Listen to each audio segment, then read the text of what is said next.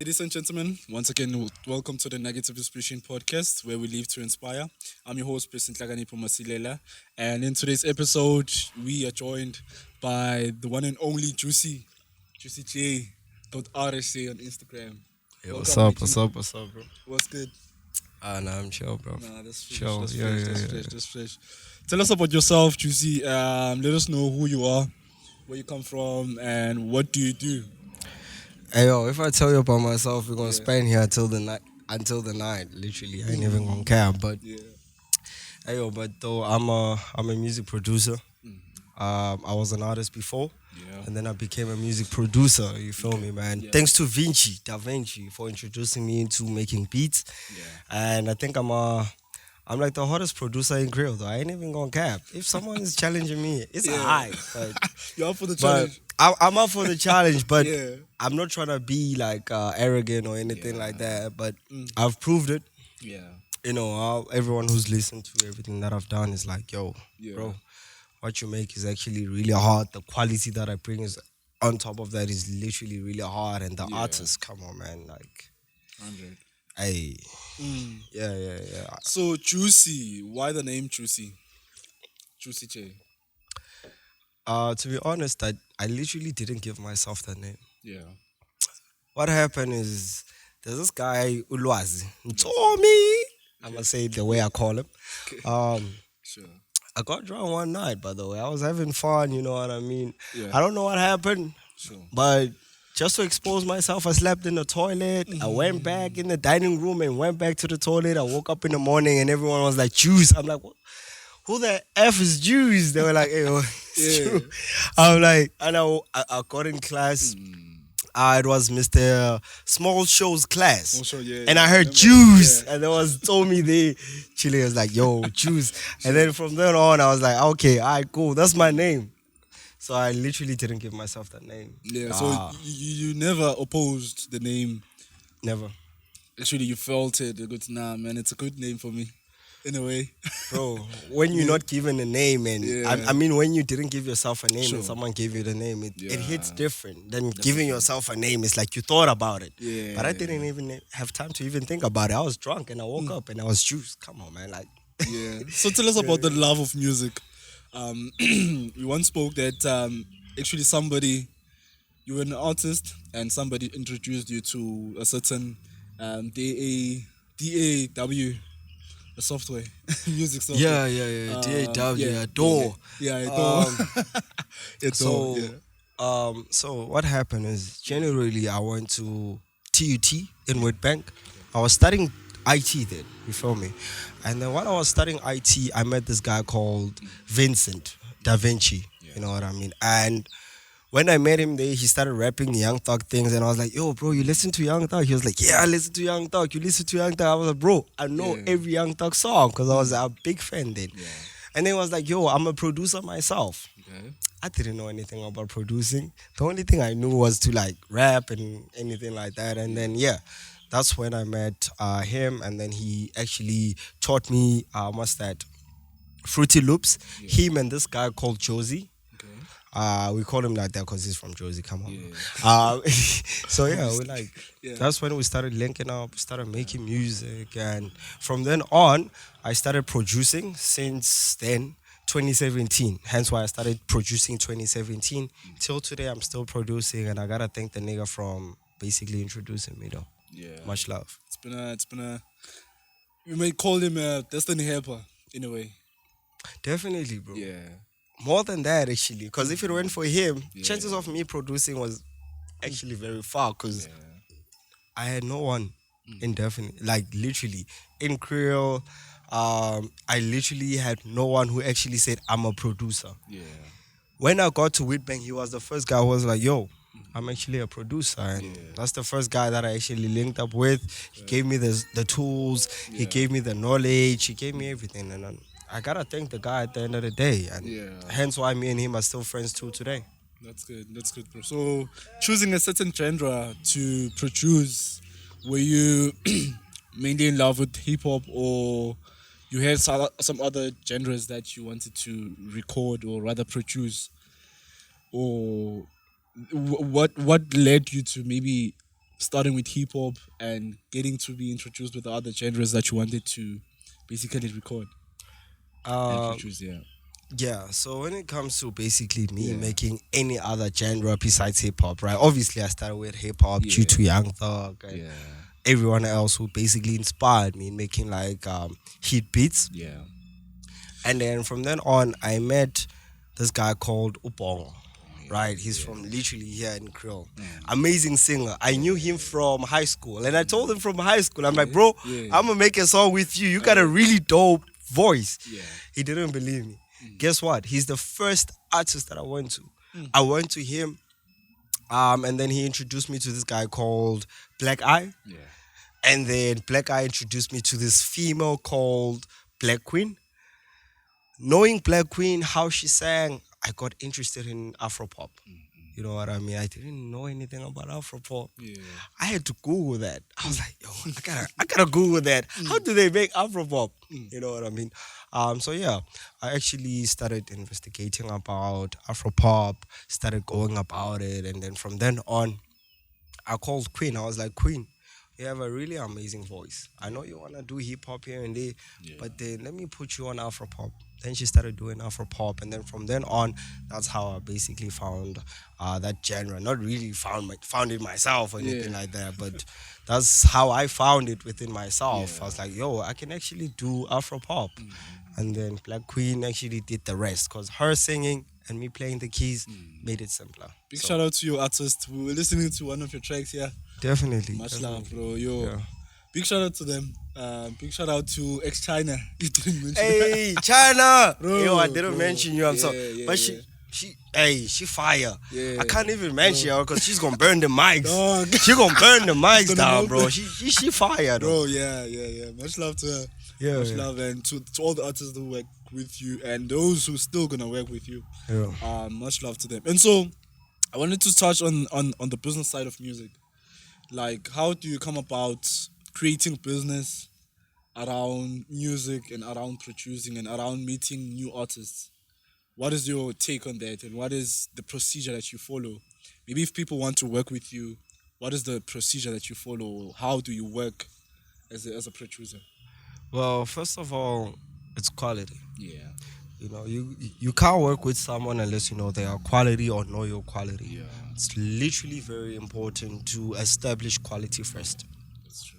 If I'm gonna work with someone, if I cannot hear their vocals, I cannot hear their mixing, I can't really work with that person and give them my vocals because chances are they're gonna mess them up. Yeah. Just like if I'm not really good at mixing and mastering, chances are I'm gonna mess it up, even if it's a really dope song. Yeah. So the first thing that I basically look at, and I always tell my artists also, even if they're gonna record somewhere, I'm like, yo, focus on the quality first. Because quality is most important Yeah. in music. I don't care what you do, I don't care how you promote the song. The first thing that is very important is literally quality. Look at all the top songs out there.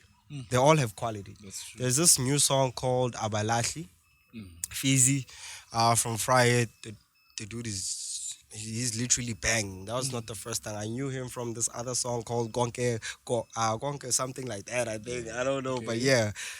But it's quality that he has. So if you have quality, chances of you going further are actually higher. Why? Because you actually have something that someone can listen to.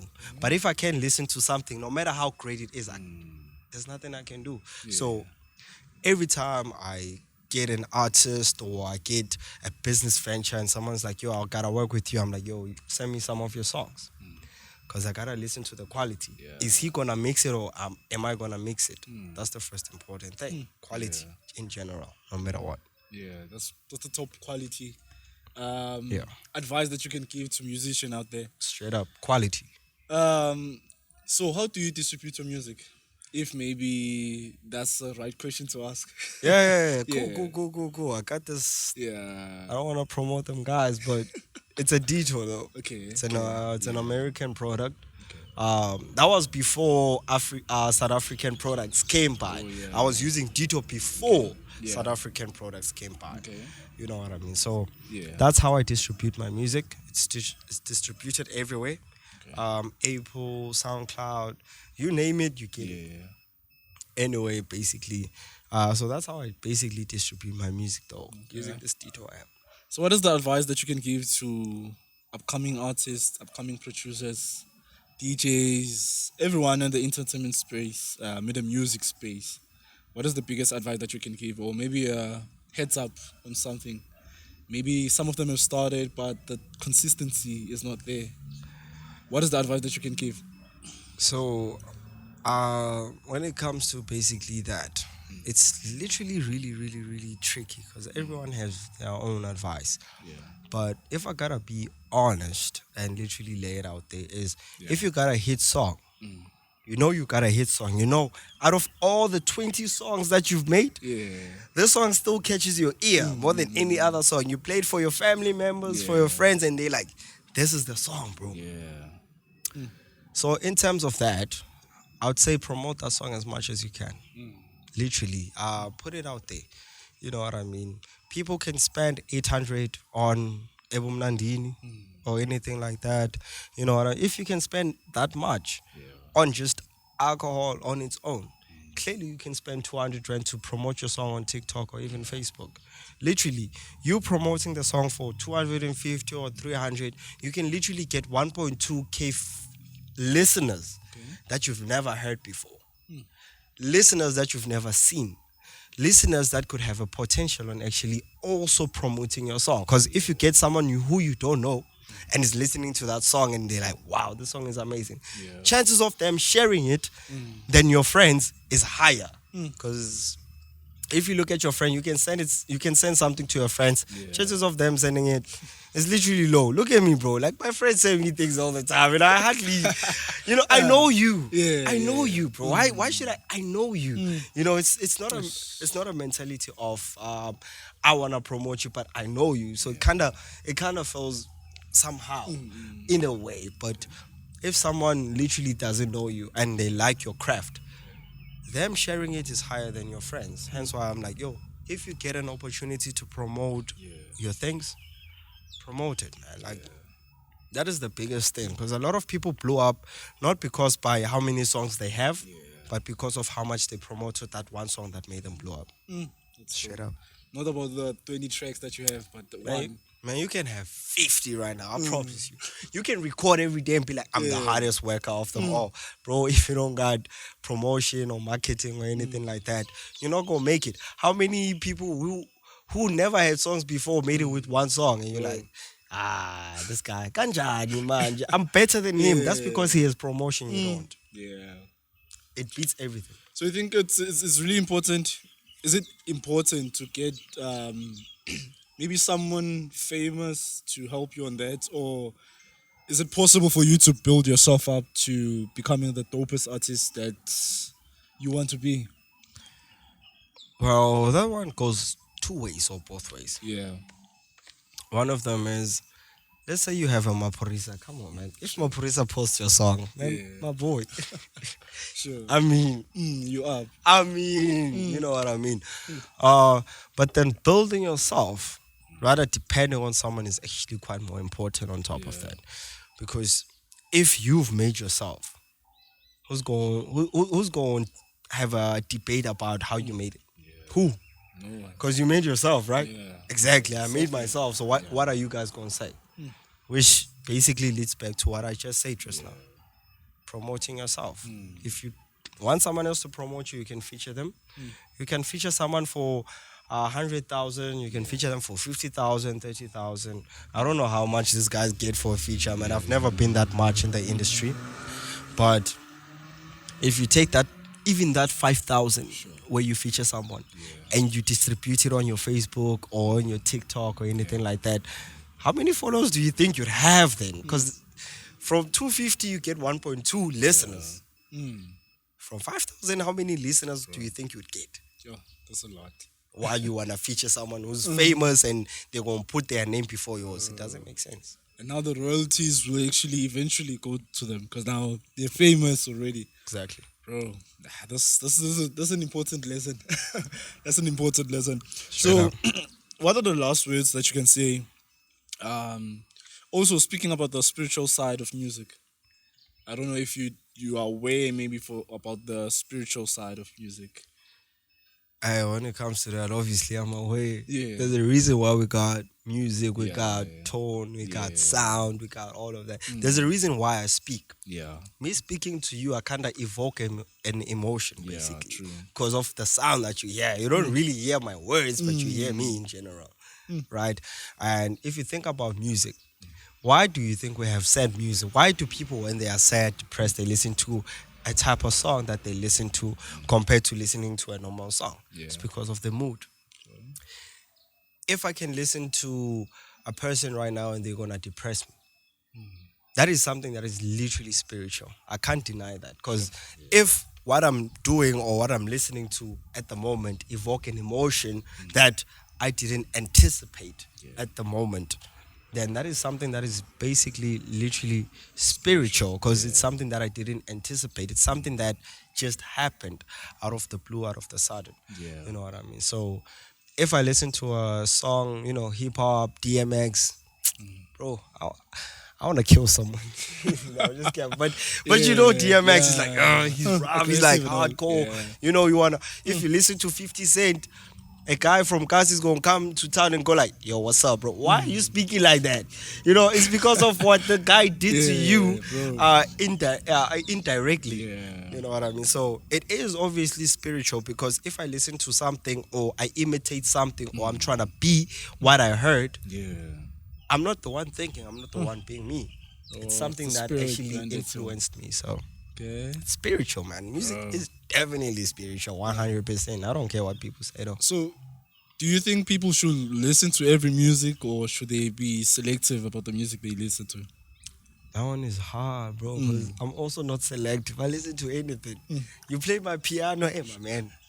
You roll. You know what I mean? You know what Enigma says? Hey, the music, hey, the demon, hey. That's what you're so quick. Definitely. So, if something like piano plays, man, it literally catches me. I don't want to lie. I want to dance. I want to sing. It just puts me in that mood. Yeah. If you play a four right now, I just want to relax, drive my car. You know what I mean? Listen to his words. I will relate. If I listen to, let's say, J. Cole, it's a different mode than anyone else. Because J. Cole kind of put me in a mood of, hey, yo, bro, you can definitely do it. Yeah. I've done it. Here's my past. Here's my history. Why can't you? Yeah. It's like different type of modes, man. I don't want to let anyone be selective. Yeah. All I can say is that what you listen to determines who you are at the end of the day. Definitely. You listen to, if you literally sit down with people who listen to R&B, you hear their thinking and the way of them talking. It's quite different. It's quite more versatile.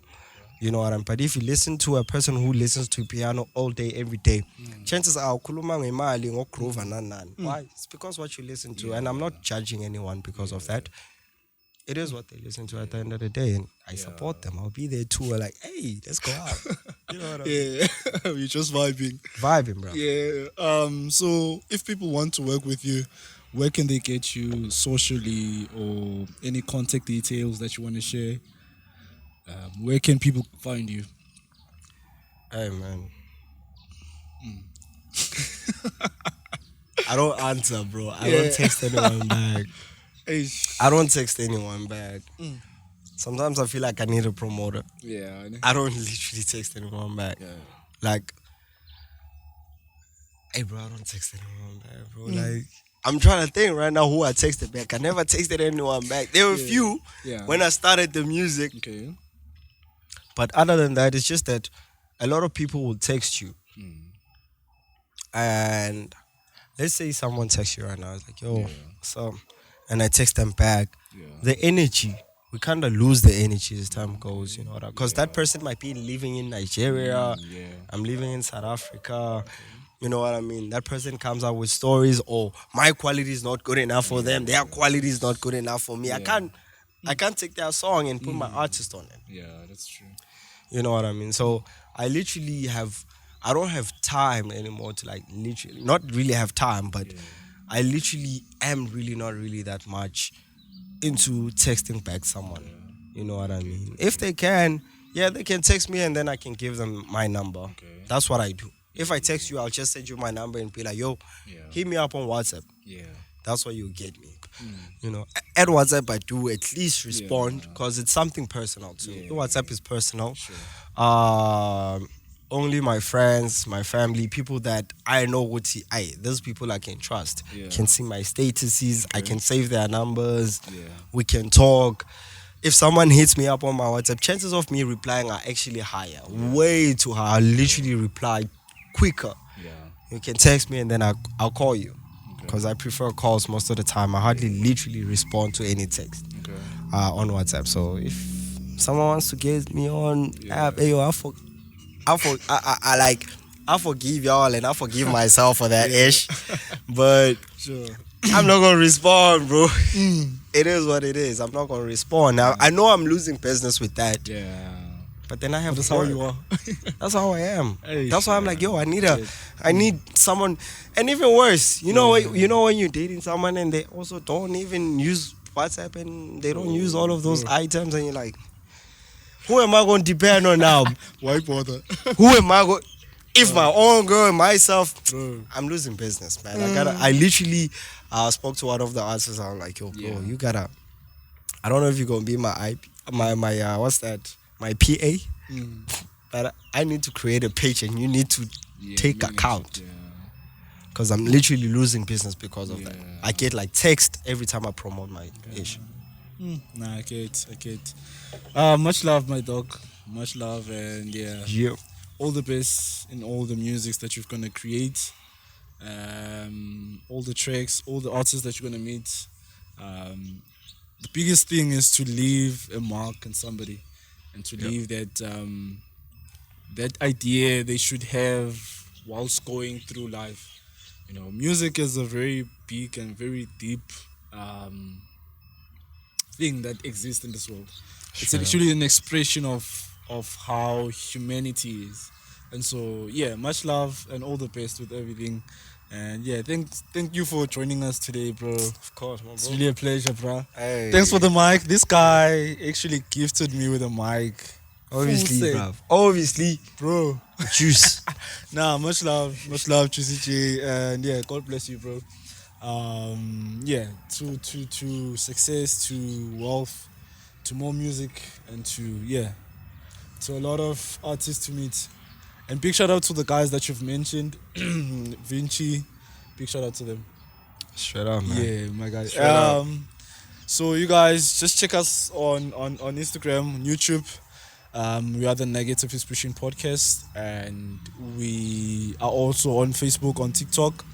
You guys check us out there and check out JuicyJ at JuicyJ _ no, it's dot Nah, I think it's RSA juice.j. Juice.j. Yeah, I think it's something like that, bro. Something like Something like that, bro. Hey, yo, don't judge me, yo. Like, something like that, though. Yeah, Yeah. something like that, though. Yeah. away. From the Negative Inspiration Podcast, where we live to inspire. Big shout out, signing out. Danko.